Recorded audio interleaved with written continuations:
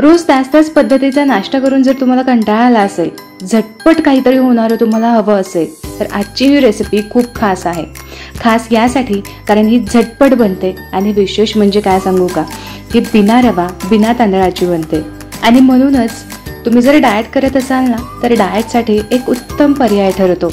आजचा हा नाश्ता नेहमीप्रमाणेच रव्याच्या उपीटसारखा जरी दिसायला असला तरी सुद्धा हा वेगळा आहे. झटपट तर तयार होतोच, चविष्ट सुद्धा लागतो आणि पचायला सुद्धा हलका आहे. तर असा मोकळा सळसळीत खमंग नाश्ता कसा बनवायचा हे बघूयात. सुरुवात करूया. हा खमंग नाश्ता बनवण्यासाठी इथे कढई गरम करण्यासाठी ठेवली आहे. यामध्ये घालूयात 2 पळी भरून तेल. तेल चांगलं गरम झालं की आपल्याला यामध्ये चमचाभर मोहरी घालायची.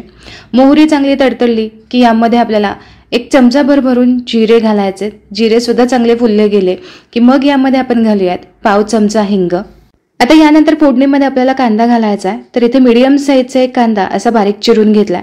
कांदा तुम्ही तुमच्या आवडीप्रमाणे कमी जास्त करू शकता. इथे थोडासा कांदा जर जास्त वापरला तर चव अगदी उत्तम येते. यासाठी थोडासा मी इथे जास्तच कांदा घेतलाय. आता इथे कांदा हलकासा सॉफ्ट होईपर्यंत परतून घेतलाय. खूप जास्त इथे परतला नाही, कारण इतर साहित्यांसोबत आपण पुन्हा परतून घेणार आहोतच. आता यावेळेसच आपल्याला यामध्ये घालायचं आहे पाव वाटी भरून शेंगदाणे. जर शेंगदाणे तुम्हाला क्वांटिटी याची कमी करायची असेल किंवा नसेल आवडत, तुम्ही स्किप करू शकता. याचबरोबर 1 हिरवी मिरची अशी कट करून मी यामध्ये घातलेली आहे. सोबतच 10 ते 12 कढीपत्त्याची पानं घालायची. आता घातलेले हे सगळे साहित्य कांद्यासोबत चांगले परतून घ्यायचे.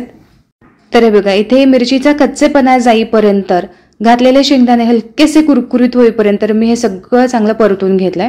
आता यामध्ये आपल्याला रवा नाही घालायचा, तर इथे मी घेतलेलं आहे ज्वारीचं पीठ. तुम्ही इथे चाळून घ्या किंवा न चाळून घेतलं तरी सुद्धा चालेल. तर 1 कप भरून मी इथे ज्वारीचं पीठ घेतलेलं आहे. आता हे ज्वारीचं पीठ कांद्यासोबत या फोडणीसोबत चांगलं परतून घ्यायचं. गॅसची फ्लेम पूर्णपणे लो ठेवायची आणि लो फ्लेमवरती कमीत कमी 10 ते 12 मिनिटांसाठी चांगलं खमंग असं हे पीठ आपल्याला परतून घ्यायचं आहे. जर तुम्हाला हवं असेल तर हे पीठ आधीच तुम्ही कोरडं भाजून घेतलं तरी सुद्धा चालेल किंवा या पद्धतीने तुम्ही हे भाजून घेतलं तरी सुद्धा चालेल. दोन्ही पद्धतीने तुम्ही करू शकता. तर इथे जवळ आसपास 10 ते 12 मिनिट झालेली आहेत. आता तुम्ही हे टेक्स्चर याचं बघू शकता. हलकंसं रवाळ असं हे पीठ दिसत आहे आणि व्यवस्थित भाजलंय. भाजलं गेलं आहे की नाही हे कसं ओळखायचं? आता अंदाज जर सांगायचा झाला तर 10 ते 12 मिनिटांसाठी लो फ्लेमवरती चांगलं भाजून घ्यायचं. पण जर तुम्हाला कळत नसेल की हे पीठ भाजलं गेलं आहे की नाही, तर यासाठी चेक करण्याची एक साधी सोपी पद्धत मी नेहमीच वापरते. ती म्हणजे यामध्ये घातलेला कढीपत्ता चांगला हाताला कुरकुरीत लागला तर समजून घ्यायचं की इथे पीठ व्यवस्थित भाजलं गेलेलं आहे. तर इथे कढीपत्त्याचे अगदी सहज असे तुकडे झाले. इथे अगदी व्यवस्थित आपलं पीठ भाजलं गेलं. आता यामध्येच आपल्याला टोमॅटो घालायचा आहे. तर 1 लहान आकाराचा टोमॅटो बारीक चिरून घेतलेला आहे.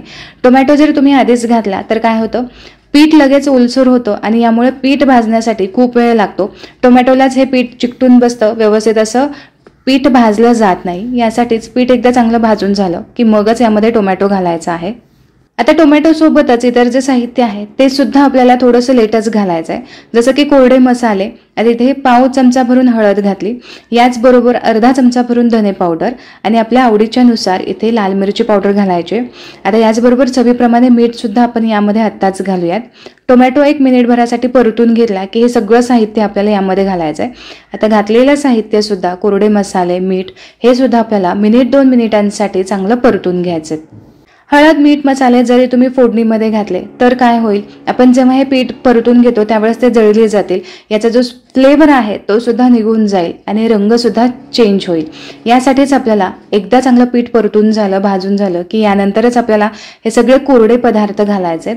तर इथे सगळं साहित्य 1-2 मिनिटांसाठी परतून झालेलं आहे. आता यामध्ये आपल्याला पाणी घालायचं आहे. पाणी घालत असताना ते नेहमी गरम घालायचं. आता तुम्हाला हे ज्वारीचं उपीट किंवा यालाच ज्वारीची उकडपेंडी असं म्हटलं जातं की जो अगदी विस्मरणातून चाललेला पदार्थ आहे.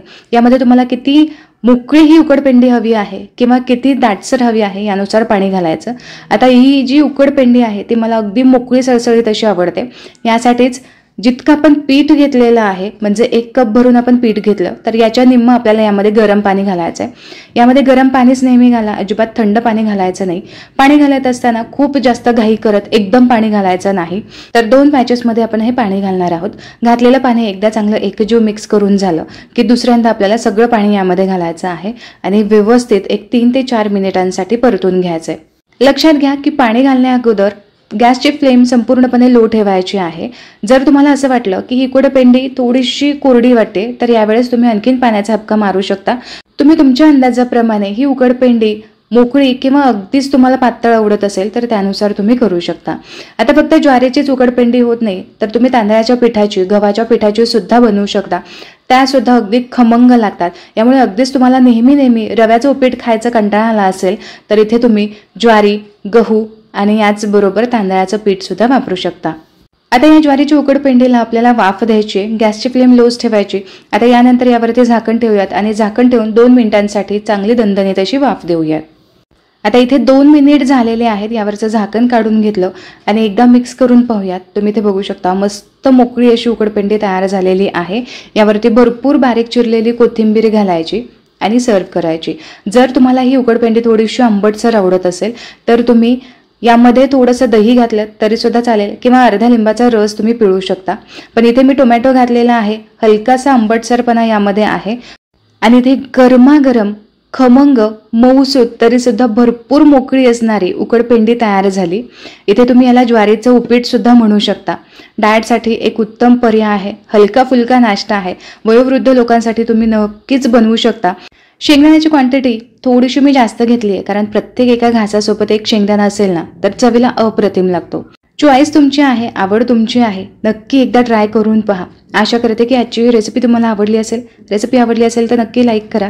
पुन्हा भेटूया अशाच एका मस्त रेसिपीसोबत. तोपर्यंत स्वस्थ राहा आणि मस्त खात राहा.